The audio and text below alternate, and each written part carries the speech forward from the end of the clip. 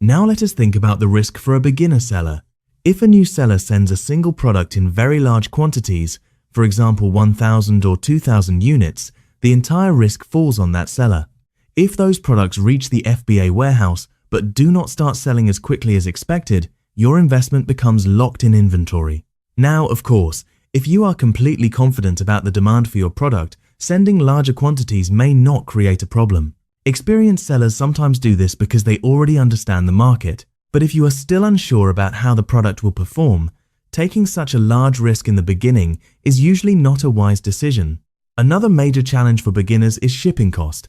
When you ship products internationally to an Amazon FBA warehouse, several different costs may be involved.